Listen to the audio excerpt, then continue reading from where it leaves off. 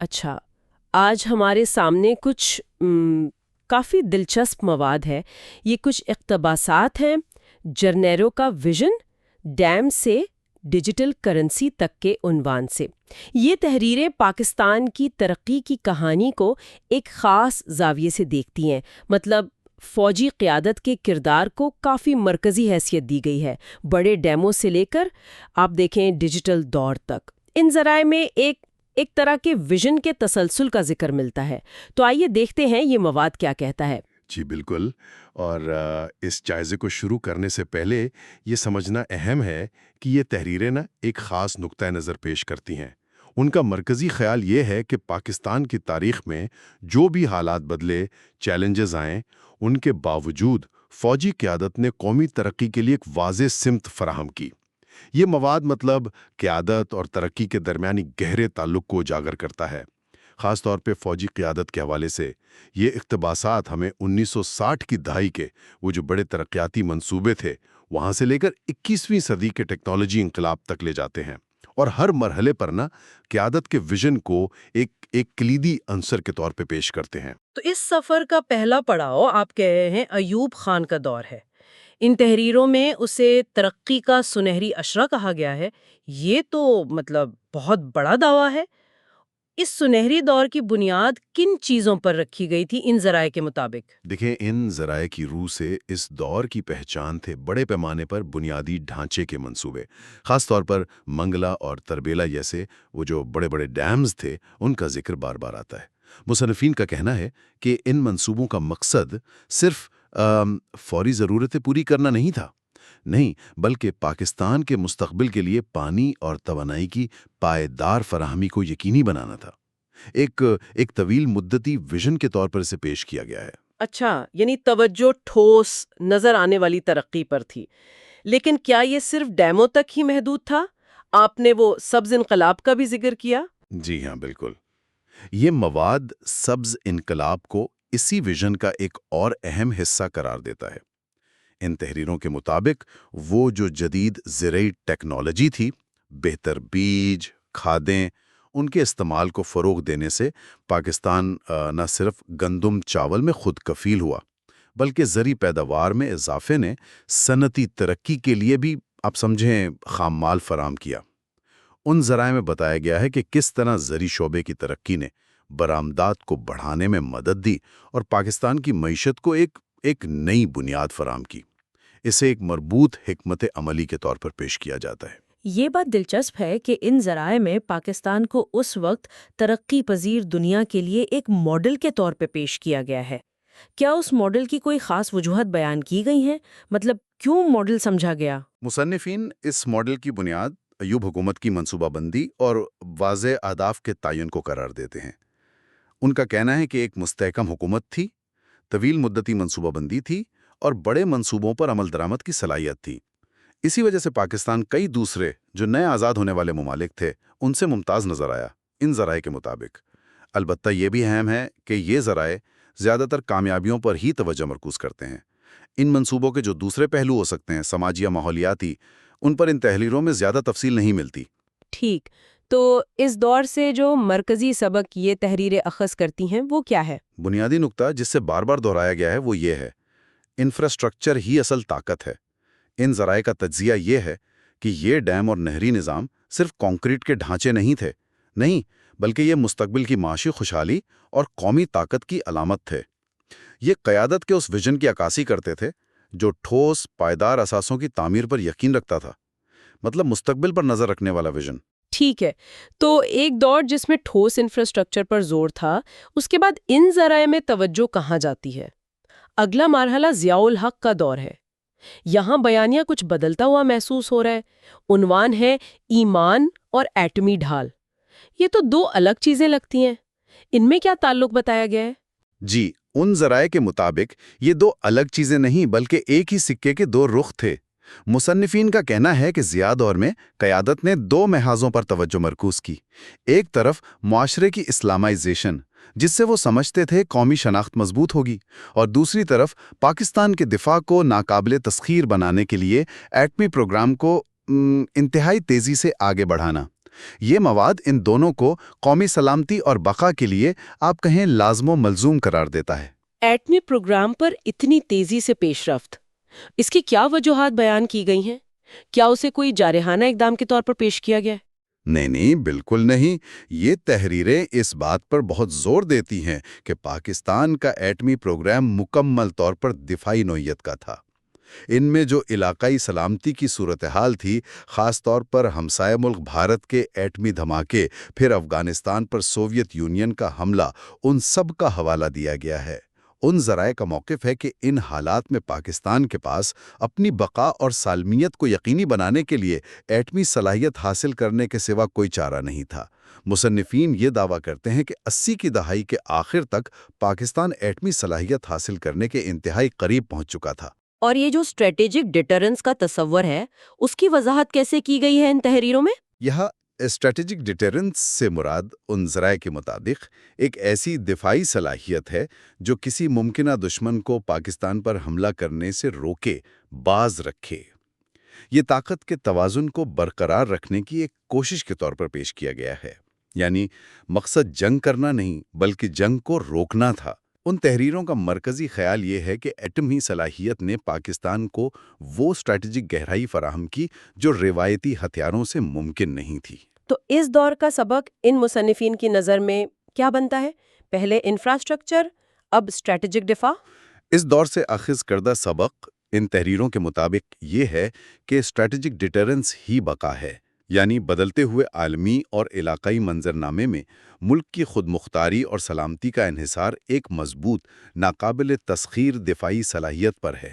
یہ ویژن قومی سلامتی کو اولین ترجیح دیتا تھا اور اس کے لیے ایٹمی صلاحیت کو ناگزیر سمجھتا تھا۔ یہ مواد ایمان یعنی نظریاتی پختگی اور قوت مضاف یعنی ایٹمی طاقت کو قومی استحکام کے دو ستون قرار دیتا تھا۔ یہ واقعی ایک بڑی تبدیلی ہے، ترقیاتی منصوبوں سے ہٹ کر خالص طور پر قومی سلامتی اور دفاع پر توجہ مرکوز کرنا۔ اچھا، اب ہم اس سفر کے تیسرے اہم موڑ پر آتے ہیں، پرویز مشرف کا دور۔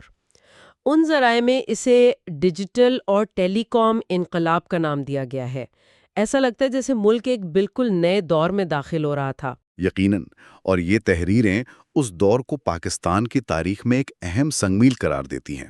ان کا کہنا ہے کہ یہ وہ وقت تھا جب پاکستان نے انفارمیشن ایج میں آپ کہیں بھرپور طریقے سے قدم رکھا۔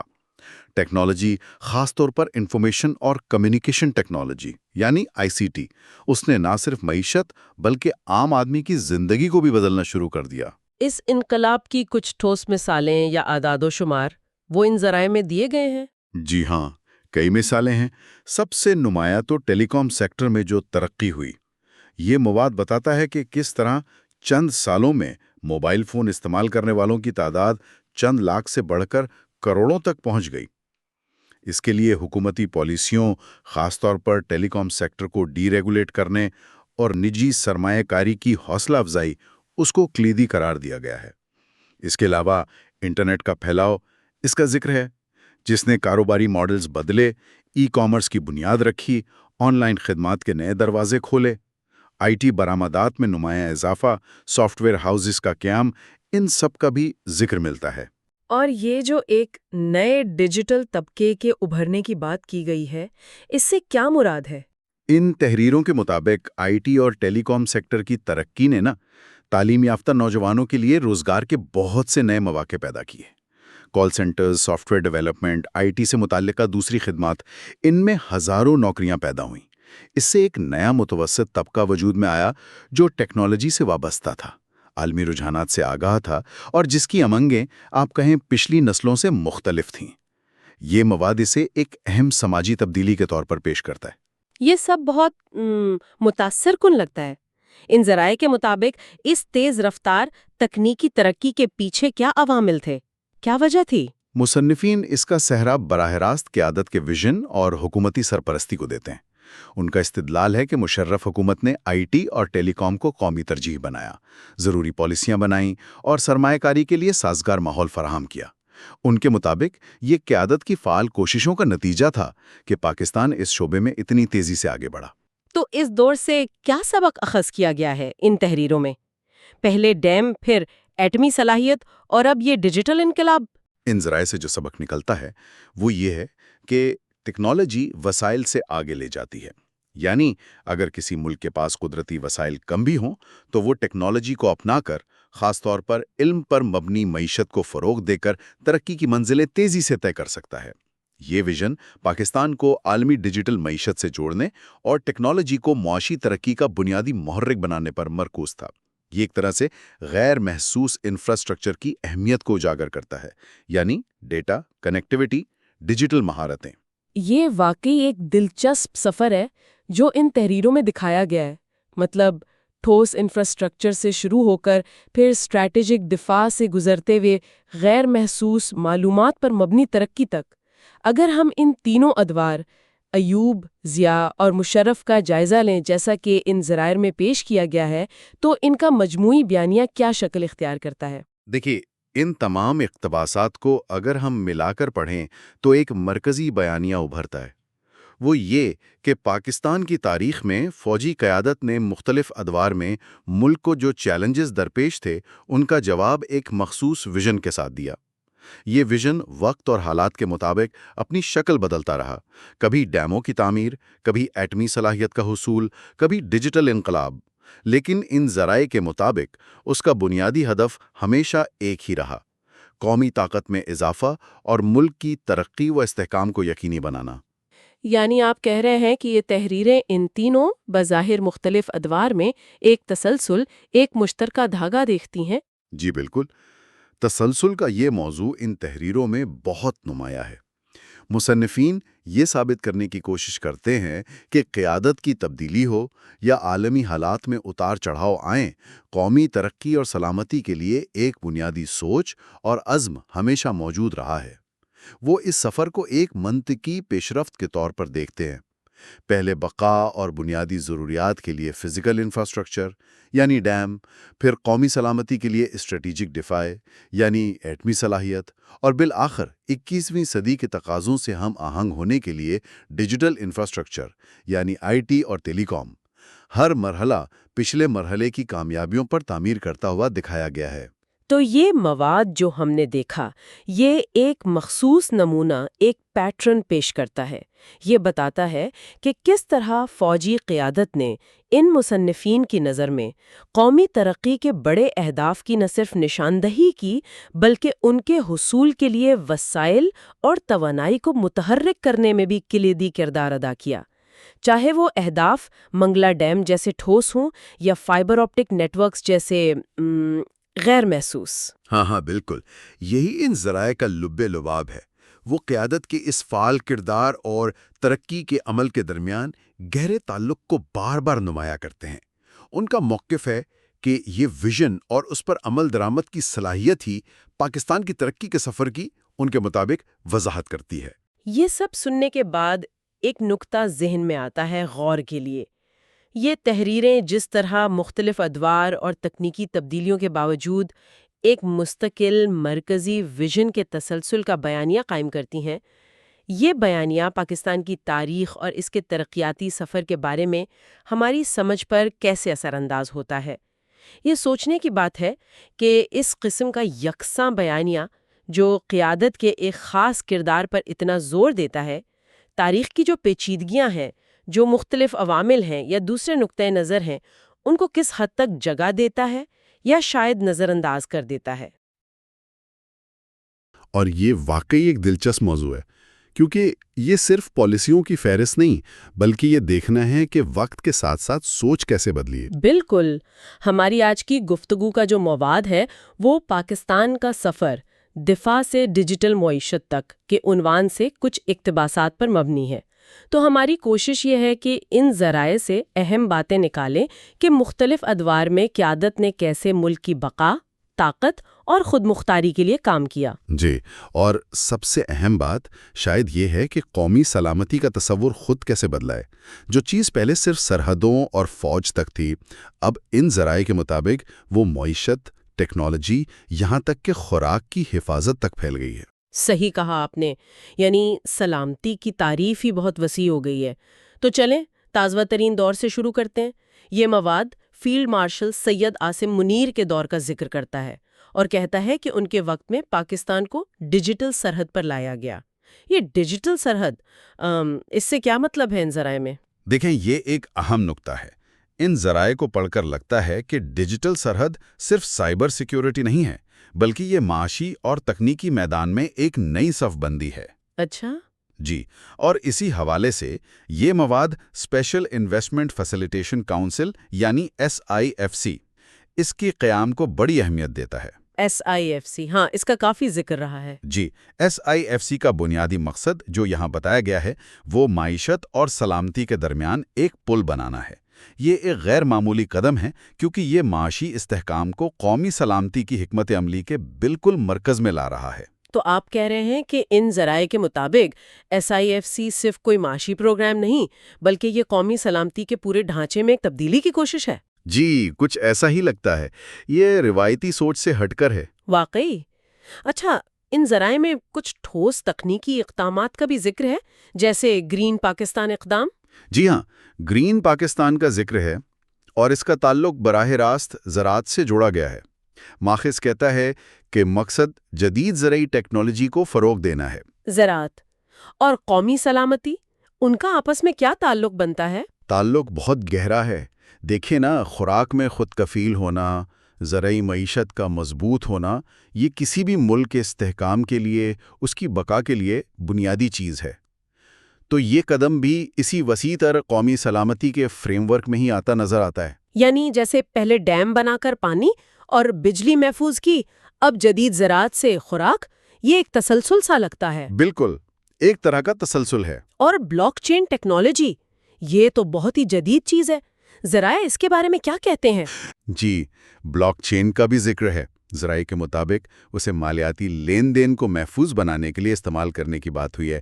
بلاک چین آپ سمجھیں ایک طرح کا ڈیجیٹل کھاتا ہے جسے بدلنا یا ہیک کرنا تقریباً ناممکن ہے۔ اچھا۔ تو ان دستاویزات کے مطابق اس کا استعمال نہ صرف معاشی نظام میں شفافیت لائے گا، بلکہ مالیاتی نظام کو بیرونی مداخلت، سائبر حملوں، ان چیزوں سے بھی محفوظ رکھے گا۔ ڈیجیٹل دور میں مالیاتی خود مختاری بھی تو قومی سلامتی کا حصہ ہے۔ یہ بات تو سمجھ آتی ہے۔ مالیاتی نظام کا تحفظ تو آج کل بہت ہی اہم ہے۔ ان ذرائع میں یہ بھی ہے کہ مصنوعی ذہانت یعنی AI اور سائبر سیکیورٹی، ان کو باقاعدہ قومی پالیسی کا درجہ دیا گیا۔ اب یہاں وہ سوال آتا ہے جو آپ نے شروع میں بھی اٹھایا تھا، کیا یہ صرف ٹیکنیکل اپ گریڈیشن ہے، سسٹم نیا کرنا، یا یہ قومی سلامتی کے نظریے میں ہی کوئی گہری تبدیلی ہے؟ یہ بالکل بنیادی سوال ہے، اور ان ذرائع کا تجزیہ کریں تو لگتا ہے کہ یہ صرف ٹیکنیکل اپ گریڈیشن سے زیادہ ہے۔ ماخذ کی دلیل یہ ہے کہ یہ اقدامات جدید دور میں بقا کے لیے جدت ترازی کی ضرورت کو ظاہر کرتے ہیں۔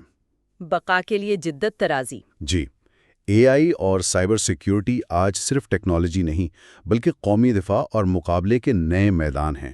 ان کو قومی پالیسی کی سطح پر لانا ان ذرائع کے مطابق یہ دکھاتا ہے کہ قیادت مستقبل کے چیلنجز کے لیے روایتی فوجی حکمت عملیوں سے آگے بڑھ کر سوچ رہی ہے، اور معاشی اور تکنیکی میدانوں کو بھی اتنا ہی اہم سمجھ رہی ہے۔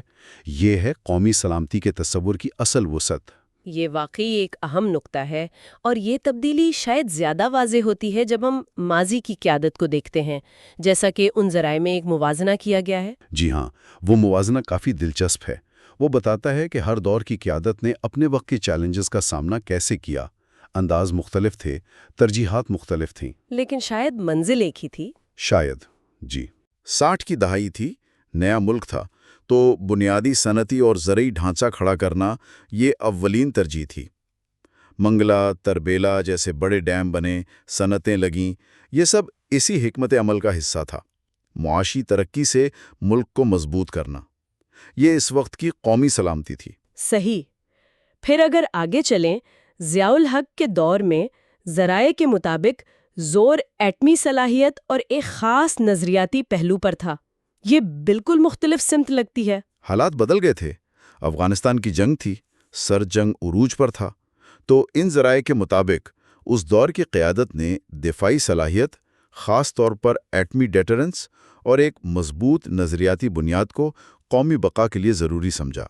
حکمت عملی بدلتے ہوئے خطرات کے مطابق بدلی، یہ بھی قومی سلامتی کا ایک نیا باب تھا۔ اور پھر پرویز مشرف کا دور، ان ذرائع میں ڈیجیٹل رسائی یعنی انٹرنیٹ اور ٹیلی کام کے پھیلاؤ کا ذکر ہے۔ یہ ایک اور موڑ تھا۔ ہاں، وہ ڈیجیٹل انقلاب کا آغاز تھا، تو ان ذرائع کے مطابق ملک کو دنیا سے جوڑنے کے لیے عالمی معیشت سے، معلومات کے بہاؤ سے، اس کے لیے ڈیجیٹل انفراسٹرکچر کو اہمیت دی گئی۔ یہ مستقبل کی تیاری تھی ایک طرح سے، اور اسے بھی قومی ترقی اور سلامتی سے جوڑا جا سکتا ہے۔ اور اب جیسا ہم نے بات کی عاصم منیر کے دور میں بلاک چین، SIFC، معاشی سلامتی، تو اگر ان سب ادوار کو دیکھیں، ڈیم، ایٹم بم، انٹرنیٹ اور اب یہ SIFC اور بلاک چین، تو کیا تصویر بنتی ہے؟ دیکھیں، اگر ان سب کو جوڑیں جیسا یہ مواد پیش کرتا ہے تو دو باتیں واضح ہیں۔ ایک تو یہ کہ حکمت عملی میں وقت کے ساتھ واضح ارتقاء نظر آتا ہے۔ جو طریقے ایوب خان کے دور میں کارآمد تھے وہ شاید ضیاء الحق کے دور میں کافی نہ تھے۔ جو مشرف کے دور میں اہم تھا وہ آج کی ڈیجیٹل دنیا کے لیے ناکافی ہو۔ ٹیکنالوجی بدلی، حالات بدلے۔ جی، اور حکمت عملی بھی بدلتی رہی۔ دوسری بات، اور یہ زیادہ اہم ہے، ان ذرائع کی روشنی میں لگتا ہے کہ طریقے اور اوزار بھلے بدلتے رہے ہوں، ڈیم ہوں، ایٹمی صلاحیت ہو، فائبر آپٹک ہو، یا اب بلاک چین اور SIFC، لیکن بنیادی ہدف جیسا ان ذرائع میں بار بار اشارہ ہے وہ مستقل رہا: پاکستان کی بقا، اس کی طاقت بڑھانا اور اس کی خود مختاری کو محفوظ رکھنا۔ یعنی منزل وہی، راستے مختلف، ہر رہنما نے اپنے وقت کے حساب سے ہتھیار چنے، چاہے وہ کنکریٹ کے ہوں یا ڈیجیٹل کوڈ کے۔ بالکل، ان ذرائع کو پڑھ کر ایسا ہی لگتا ہے۔ حکمت عملی جامد نہیں رہی، بلکہ بدلتے حالات کے مطابق خود کو ڈھالتی رہی ہے۔ یہ ایک مسلسل سفر ہے۔ تو اس سارے تجزیے کا نچوڑ کیا نکلا؟ یہ مواد آخر میں کیا نتیجہ اخذ کرتا ہے؟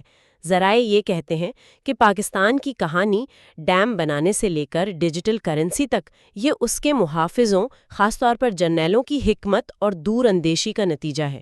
یہ ایک بہت مخصوص زاویہ ہے۔ جی، یہ ان ذرائع کا اپنا نقطہ نظر ہے۔ بلکہ ذرائع اس پر بھی زور دیتے ہیں کہ ان رہنماؤں نے صرف جنگیں نہیں لڑیں بلکہ ملک کی ترقی کی بنیادیں بھی رکھیں، یعنی کردار صرف فوجی قیادت تک محدود نہیں تھا۔ ہاں، یہ سمجھنا ضروری ہے کہ یہ تشریح ان ذرائع کی ہے۔ وہ تاریخ اور ترقی کو قیادت، بالخصوص فوجی قیادت، کے فیصلوں کے آئینے میں دیکھ رہے ہیں۔ وہ یہ دلیل دے رہے ہیں کہ ان فیصلوں نے، چاہے وہ معاشی ہوں، دفاعی یا تکنیکی، ملک کی تقدیر بنائی۔ ٹھیک ہے، لیکن اگر ہم خود ان ذرائع میں بیان کردہ واقعات کو دیکھیں تو ایک اور کہانی بھی نظر آتی ہے، شاید زیادہ وسیع کہانی۔ وہ کیا؟ وہ کہانی ہے خود پاکستان کی لچک کی، اس کی ریزیلینس کی۔ ہر دور میں نئے چیلنج آئے، کبھی وجود کو خطرہ لاحق ہوا، لیکن ملک نے حالات کے مطابق خود کو ڈھالا، مشکلات سے نکلا اور آگے بڑھتا رہا۔ یہ شاید قیادت کے فیصلوں سے بھی بڑھ کر قوم کی مجموعی بقا کی صلاحیت اور مسلسل ارتقاء کی داستان ہے۔ تو آپ کہہ رہے ہیں کہ اصل ہیرو شاید پاکستان کی وہ اندرونی سکت ہے جو اسے ہر طوفان سے نکال لاتی ہے۔ یہ قیادت کے کردار کو کم نہیں کرتا، لیکن تصویر کو زیادہ مکمل ضرور کرتا ہے۔ میں صرف یہ کہہ رہا ہوں کہ ان ذرائع میں جو تفصیلات ہیں ان سے یہ وسیع تر نتیجہ بھی نکالا جا سکتا ہے۔ قیادت اہم ہے، فیصلے اہم ہیں، لیکن ان پر عمل کرنا اور مشکل میں ثابت قدم رہنا، یہ ملک اور قوم کی مجموعی طاقت دکھاتا ہے۔ یہ ایک متوازن نقطہ ہے۔ اچھا، آخر میں یہ ذرائع ایک بہت پرجوش نعرے پر ختم ہوتے ہیں: پاکستان زندہ باد، the next world super power. یہ ظاہر ہے ان ذرائع کا اپنا نتیجہ اور امید ہے۔ جی، یہ ایک انتہائی بلند حوصلے کا اظہار ہے۔ مستقبل کے لیے ایک ویژن ہے جو ان ذرائع کے آخر میں دیا گیا ہے۔ یہ ان کے مصنفین کی امید کو ظاہر کرتا ہے کی حکمت عملی کو کیسے بدلا ہے۔ یہ سفر روایتی دفاع سے شروع ہو کر معاشی استحکام، ٹیکنیکی ترقی اور ڈیجیٹل خود مختاری تک پھیلا ہے۔ ایوب خان کے ڈیم، ضیاء الحق کی ایٹمی پالیسی، مشرف کی ڈیجیٹل رسائی اور اب عاصم منیر کے دور میں SFIC اور بلاک چین۔ ان ذرائع کے مطابق مقصد ایک ہی رہا: بقا، طاقت، خود مختاری۔ البتہ راستے اور اوزار حالات کے مطابق بدلتے رہے۔ بالکل، اور یہ گفتگو ہمیں یاد دلاتی ہے کہ آج قومی سلامتی کتنی پیچیدہ ہو گئی ہے۔ یہ صرف سرحدوں یا فوج کی بات نہیں، معاشی مضبوطی، ٹیکنیکی برتری، توانائی، خوراک، سماجی ہم آہنگی، معلومات، یہ سب اب قومی سلامتی کے ستون ہیں۔ ان ذرائع کا بنیادی پیغام یہی لگتا ہے کہ پاکستان کی قیادت نے اس بدلتے منظرنامے کو سمجھا ہے اور اپنی حکمت عملی کو ڈھالنے کی کوشش کی ہے۔ اور یہیں سے ہمارے سننے والوں کے لیے ایک سوچ کا نقطہ نکلتا ہے۔ ان ذرائع میں جو تبدیلیاں اور حکمت عملیاں بتائی گئی ہیں، انہیں دیکھتے ہوئے یہ سوچنا اہم ہے کہ مستقبل میں پاکستان کی بقا اور ترقی کے لیے ٹیکنالوجی اور معیشت کا کردار روایتی دفاعی حکمت عملیوں پر کس حد تک حاوی ہو سکتا ہے۔ کیا مستقبل کی بڑی جنگیں اور مقابلے معاشی اور ڈیجیٹل میدانوں میں ہوں گے؟ اور اگر ایسا ہے تو ان ذرائع میں بیان کردہ اقدامات کی روشنی میں ان نئے چیلنجز کے لیے پاکستان کی تیاری کیسی ہے؟ یہ وہ سوالات ہیں جن پر مزید غور و فکر کی ضرورت ہوگی۔